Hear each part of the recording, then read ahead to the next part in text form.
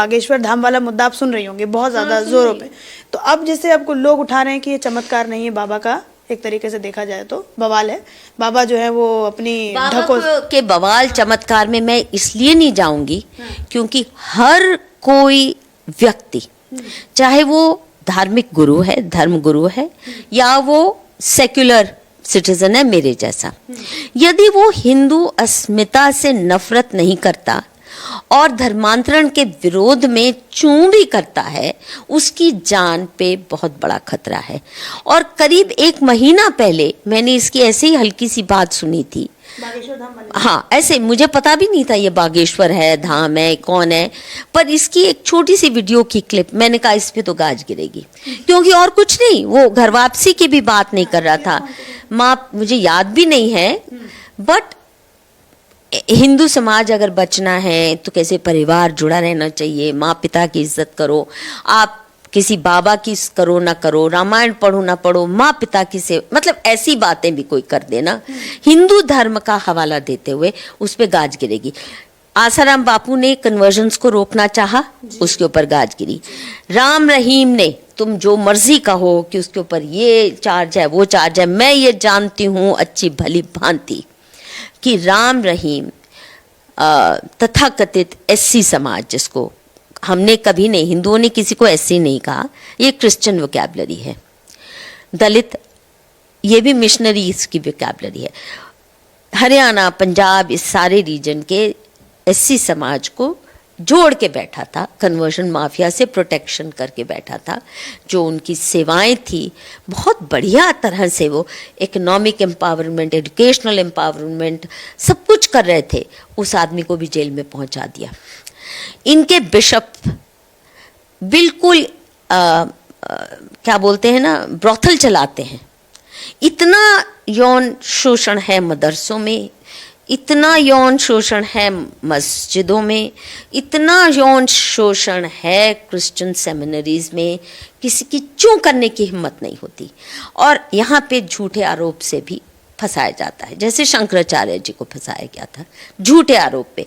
और हिंदू समाज को तोड़ने का ये एनजीओज भी उसी के लिए लाए गए हैं। करोड़ों रुपया इनको मिलता है, उलझलूल के कानून पास करो, और इतने वाहियात कानून है। मैं तो 40 साल से इन कानूनों का, फॉरेन फंडेड एनजीओज द्वारा थोपे गए कानूनों का विरोध कर रही हूँ। मेरे लिए आज नई बात नहीं है, तब मुझे हिंदू मुस्लिम इतना नहीं पता था, पर ये फॉरेन फंडेड एनजीओज कितने घातक एजेंडा लेके आते हैं ये मुझे समझ आ गया था। और आप देखिए मेरे पिछले 40 साल की राइटिंग इनके खिलाफ रही है, और आज तो बहुत स्पष्ट है ये गेम कि इनकी विदेशी यूनिवर्सिटीज़ भी किस तरह वेल इंजीनियर्ड प्रोग्राम्स है। ये मेरा खुद भी देखा गया है, मुझे बहुत बुलाया जाता था विदेशी यूनिवर्सिटीज़ में लेक्चर्स के लिए, और मैंने पाया कि अगर मैं हिंदू बैशिंग नहीं करती हूँ तो वो खुश नहीं होते, वो बहुत अनईजी हो जाते हैं। मतलब हिंदू बैशिंग मतलब हिंदुओं के बारे में अनाप शनाप बोलना, अनाप शनाप बोलना, देश के खिलाफ बोलना, तो गुस्सा हो जाता है ये। नहीं, वो नहीं करोगे तो यू नॉट एक्सेप्टेबल। तो मैंने कहा भाड़ में जाए तुम्हारे इन्विटेशंस।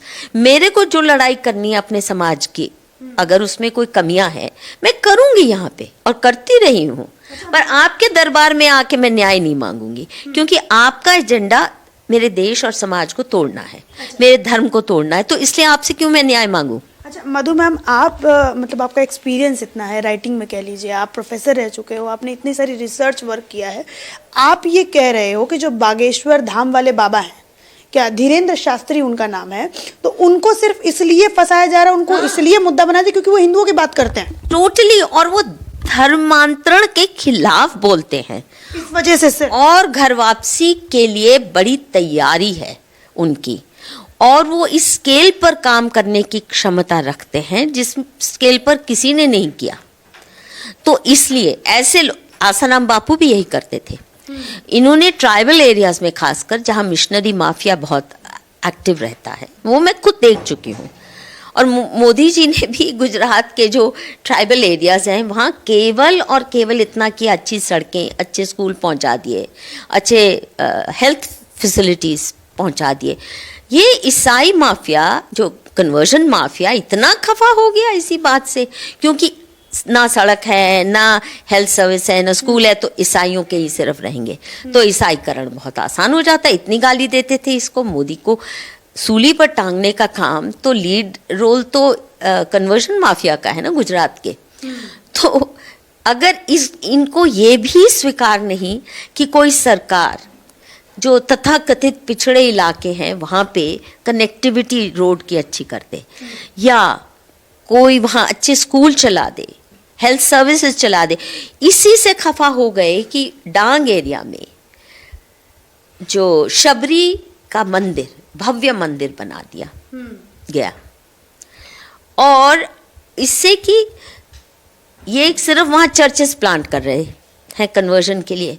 तो कुछ हिंदू संगठनों को लगा कि हमारे आदिवासी समाज के लिए भी उनको उनके मंदिरों की प्रथा नहीं होती, क्योंकि वो नेचर वर्शिपर्स होते हैं।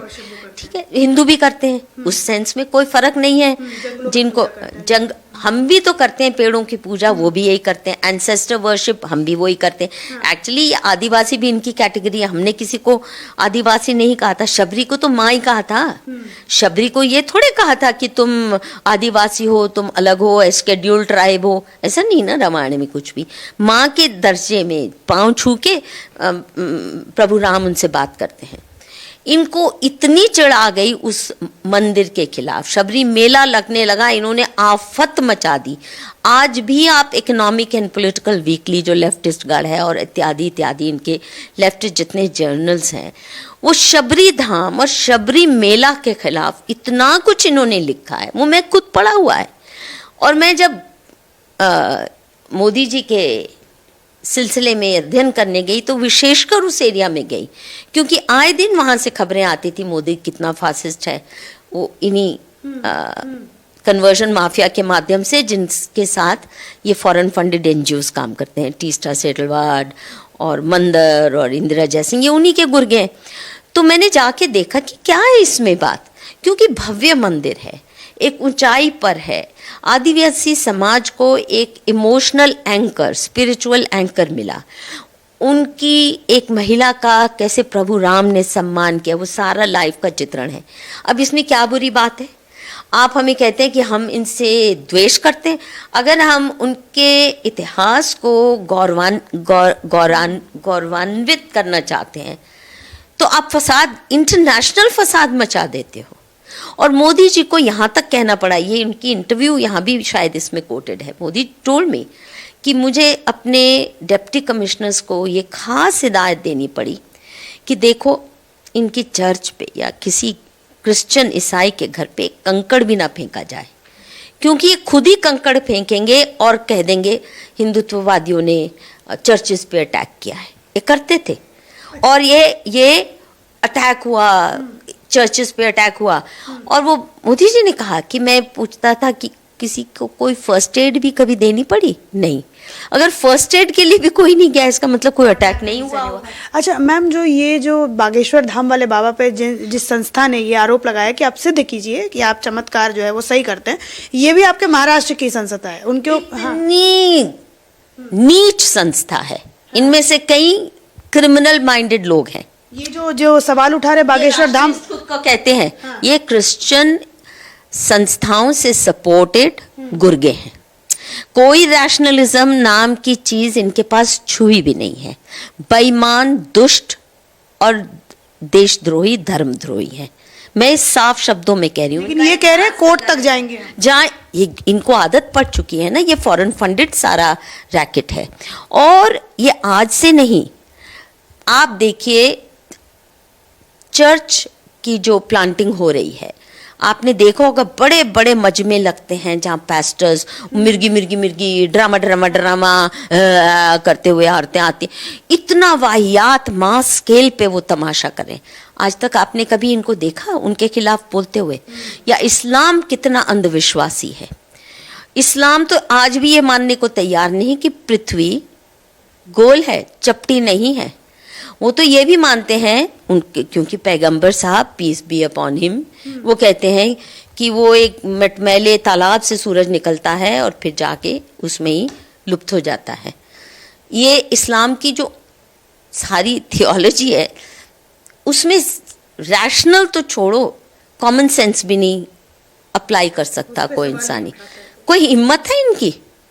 कन्वर्जन माफिया पे कभी इन्होंने जरा भी छोटी सी भी उंगली उठाई नहीं, क्योंकि ये उन्हीं के पाले हुए गुर्गे हैं। इसलिए इनकी बात सुनना भी, मैं सच में इनका इतिहास अगर खंगालूं बहुत आसान है। इतना भ्रष्ट है इनका सारा तंत्र और इनका सारा संगठन, इसमें रैशनलिज्म कुछ नहीं है। ये हिंदू विरोधी चर्च फंडेड ताकतें हैं और इसके पीछे इसलिए लगे हैं क्योंकि बड़े स्केल पे देखिए, आज हमारा कोई धर्म गुरु हिम्मत नहीं कर पा रहा कि धर्मांतरण के खिलाफ आवाज उठाए। वही हाल होगा उसका जो नुपुर शर्मा का हुआ, जिसने कोई धर्मांतरण के खिलाफ भी नहीं कहा, सिर्फ कहा कि अगर तुम मेरे शिव के बारे में ये कह सकते हो तो मैं क्या कहूं कि उन्होंने एक बच्ची से शादी की थी। तो क्या हाल हुआ आज? वो गला काटने को तैयार थे मैम। मैं उदयपुर में गई थी। जैसे सलमान रश्दी को 30 साल बाद उन्होंने बुरी तरह जख्मी किया, वो आज भी 30 साल एक दिन भी वो नॉर्मल जिंदगी नहीं जी पाया। वो तो ब्रिटिश पुलिस ने फिर भी बचाए रखा। भारत सरकार की पुलिस को बचा सकती है? शी इज लिविंग इन अज्ञातवास नाउ। पता नहीं देश में बच भी पाएगी कि नहीं। द पॉइंट इज, कोई धर्माचार्य नहीं बोल पा रहा क्योंकि उसके एकदम रेड हो जाएगी। उसके ऊपर जिस तरह रिजवी ने इस्लाम को चैलेंज किया, तो आप देखिए क्या हाल किया उसका। जेल में भेज दिया, जेल में भेज दिया उसने, क्योंकि कहा 26 आयतें हैं ये बिल्कुल नफरत भरी हैं काफिरों के खिलाफ, और इससे आप पीसफुली नहीं कोएग्जिस्ट कर सकते हिंदुस्तान में। कृपया इनको बाजू में रख दीजिए। क्या हाल किया उसका, क्या हाल किया सुप्रीम कोर्ट ने? उसकी याचिका उखाड़ फेंकी। और वैसे हेट स्पीच के नाम पर मधु किश्वर पे ये डंडा चला देंगे। जब हेट स्पीच ये कह रही है कि जो काफिर है वो वाजिब कत्ल है, उसका हर मंदिर टूटना चाहिए, आप उस पर रोक लगाने को तैयार हैं? नहीं, उसको जेल में भेज दिया। उसने अपने मजहब के बारे में कहा। ये हाल हो चुका है इस देश में। तो मोदी जी को समझना चाहिए कि ये सगे नहीं बन सकते आपके। सबसे बड़ी बात है, ये किसी के सगे नहीं है, अपने माँ बाप के भी सगे नहीं है, क्योंकि धर्मांतरण कहता ही अपने माँ बाप से, अपने पूर्वजों से भी नफरत करो, उनकी सारी विरासत पे थूको, इतनी नफरत करो कि अपने भाई बंधुओं को भी सोचो ये वाजिब कत्ल हैं, क्योंकि ये धर्मांतरण करने को राजी नहीं है। ये थी मधु किश्वर मैम। इनसे शायद मेरी 1.5 घंटे से ज़्यादा बातचीत हुई है। आपको ये वीडियो जो है वो 2 पार्ट में, बात शुरू हुई थी BBC डॉक्यूमेंट्री को लेकर के, ख़त्म हुई है धर्मांतरण पे लेकर, जो है धर्मांतरण पे ये बात जो है वो हमारी ख़त्म हुई है। इसी के साथ ये वीडियो तो खैर बहुत पहले ही ख़त्म होने वाला था, लेकिन और जो है आधा घंटा ये खिंच गया, बात इतनी लंबी हमारी चली।